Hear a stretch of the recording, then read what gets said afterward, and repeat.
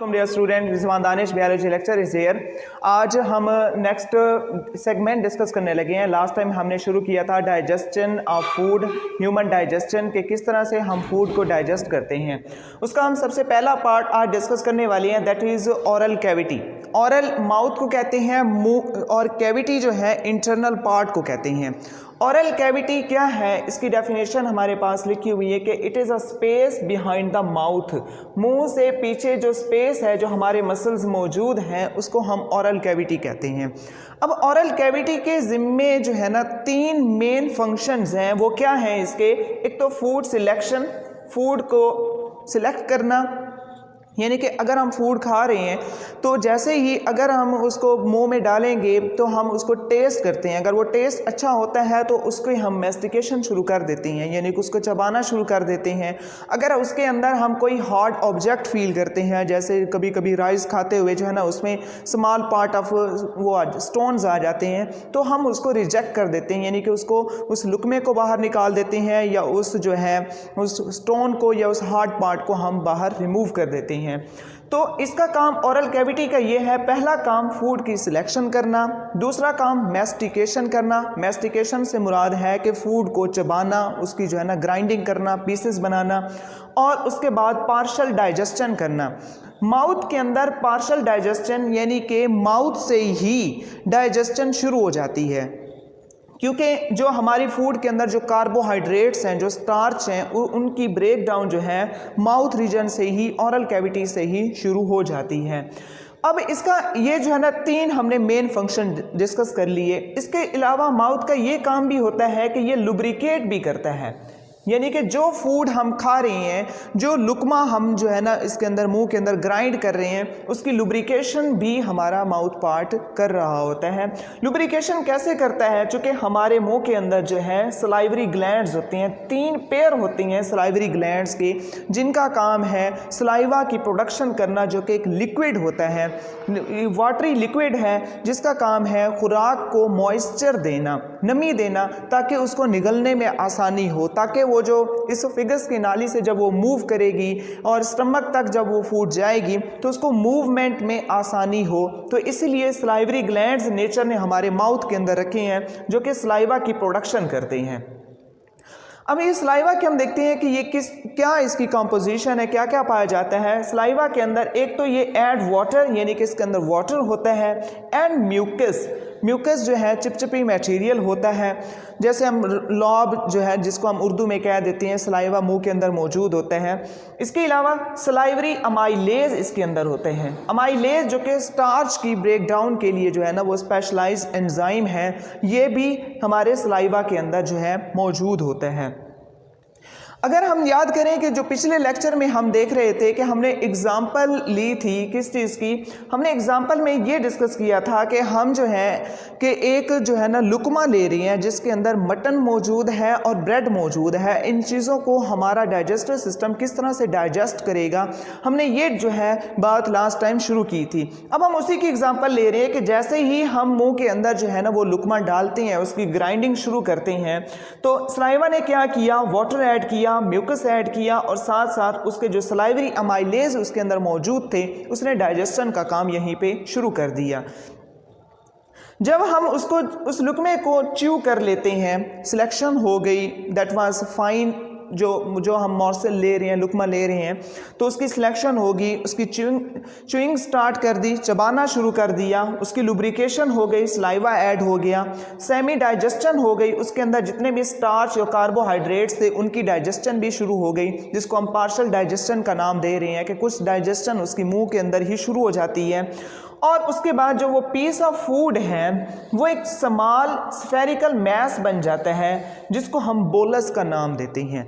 अब हम जो हिस्सा जिसको चबाने के बाद उसके बाद जब निगलते हैं, वो एक गोल सा स्ट्रक्चर बन जाता है, गोल सा मैस बन जाता है, स्फेरिकल और बिल्कुल ही फिसलने वाला, स्लिपरी होता है, जिसको हम निगलने में आसानी हो। स्लिपरी किस चीज़ ने बनाया है? इस चीज़ ने, सलाइवा ने उसको स्लिपरी बनाया है, ताकि उसको निगलने में आसानी हो। अगर उसके अंदर फ्रिक्शन होगी, निगलने में दुश्वारी होगी, और वो यहाँ पे रास्ते में यानी कि इसोफेगस में ज़ख्म भी कर सकता है। तो इसलिए इसको स्लिपरी बनाना ज़रूरी है।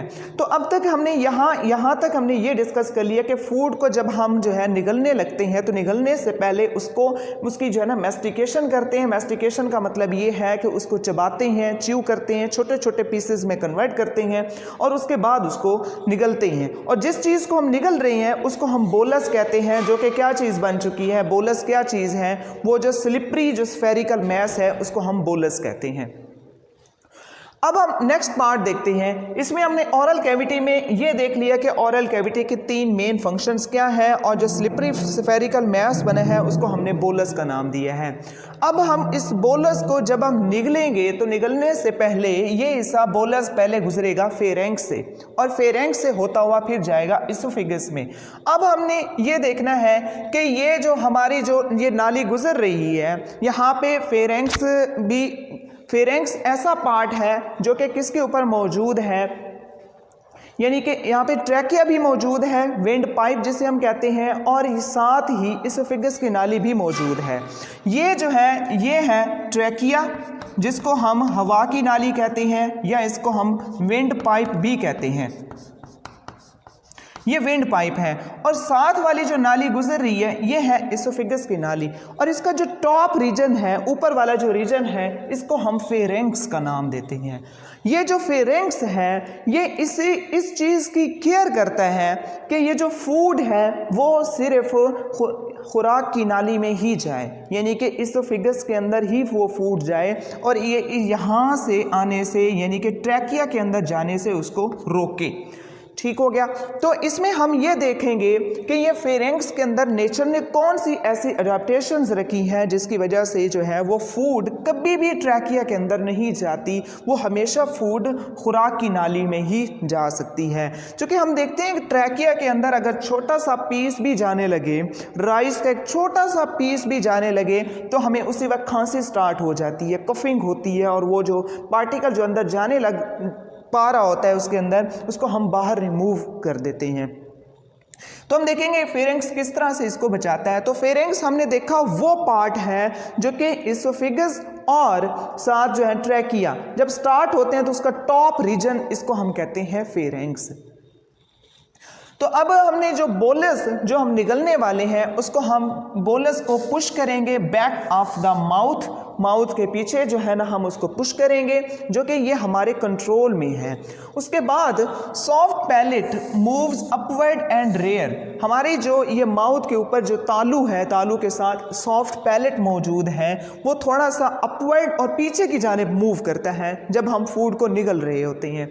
उसके बाद ओपनिंग ऑफ नेजल कैविटी, जैसे ही हमारा जो पैलेट है पीछे की जानिब मूव करता है तो उससे जो है ना नेजल कैविटी जो है वो क्लोज हो जाती है, जिससे वो कोई पार्टिकल कोई फ्लूइड वो जो है नेजल कैविटी वाले रीजन की तरफ, यूस्टैकियन ट्यूब की तरफ नहीं जाती।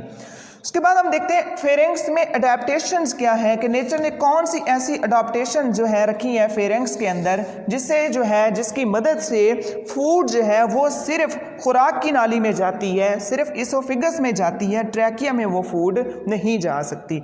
कि जैसे ही हम निगलते हैं, निगलने से लेरेंक्स मूव अपवर्ड, ये पार्ट इसको हम लेरेंक्स कहते हैं, ये थोड़ा सा ऊपर मूव करता है and forces the epiglottis into the horizontal position. और एपिग्लॉटिस जो कि एक फ्लैप ऑफ टिश्यू है जो कि इस कार्टिलेज का बना होता है, वो जो है हॉरिजॉन्टल मूव करता है। ये थोड़ा सा ऊपर मूव करने के बाद इस तरह से मूव करता है जिससे ये हिस्सा जो है क्लोज हो जाता है, यानी कि ट्रैकिया की जो ओपनिंग है वो क्लोज हो जाती है। जैसे ही ट्रैकिया की ओपनिंग क्लोज होती है वो जो फूड है वो सिर्फ इसोफेगस में ही जाती है, वो ट्रैकिया में फूड नहीं आ सकती।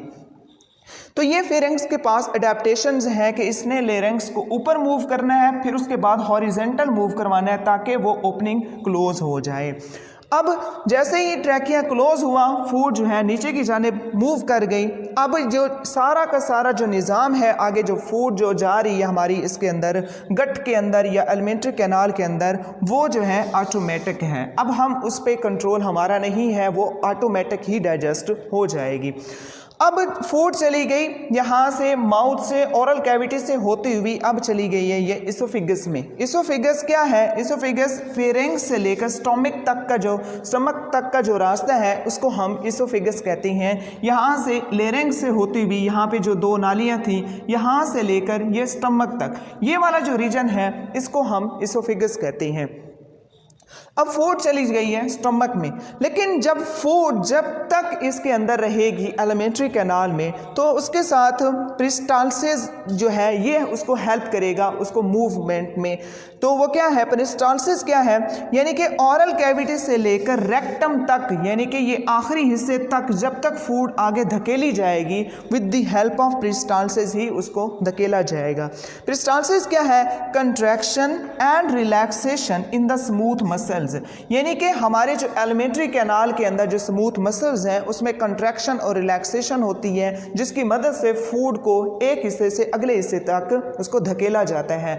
जैसे कि हम यहाँ देखते हैं कि सपोज किया ये हमारी जो एलिमेंट्री कैनाल है, इसोफिगस की हम एग्जांपल लेते हैं कि जैसे ही फूड जो है यहाँ से जाने लगती है, गुजरने लगती है, तो यहाँ से कंट्रैक्शन और रिलैक्सेशन होती है। ये वाले मसल हम देख सकते हैं कि यहाँ पे ये वाले मसल जो है वो कंट्रैक्ट हो गए, रिलैक्स हो गए। रिलैक्स होने के बाद अब जब यहाँ से आएंगे यहाँ पे ये वाला जो हिस्सा है ये दोबारा जो है वो कंट्रैक्ट हो गया। तो इस तरह से कंट्रैक्शन और रिलैक्सेशन होती रहती है। तो इसको हम वेवी मूवमेंट भी कहते हैं जिसको साइंस की ज़बान में पेरिस्टालसिस का नाम दिया जाता है। तो जब तक फूड जो है एलिमेंट्री कैनाल में रहती है तो तब तक जो है यही पेरिस्टालसिस, यही मूवमेंट उसको हेल्प करती है एक हिस्से से अगले हिस्से में मूव करवाने में। तो आज के इस टॉपिक में हमने ओरल कैविटी के हवाले से देखा कि उसके कौन से 3 मेन फंक्शंस हैं और उसके अलावा फेरेंक्स और इसोफिगस का हमारे डाइजेस्टिव सिस्टम में क्या किरदार है। आई होप सो कि आपको ये आज का लेक्चर समझ में आ गया होगा। अगर इस हवाले से कोई बात समझ नहीं आई, यू मस्ट टेक्स्ट मी और कॉल मी वाया व्हाट्सएप और on my number. I will welcome you. Lecture dismiss.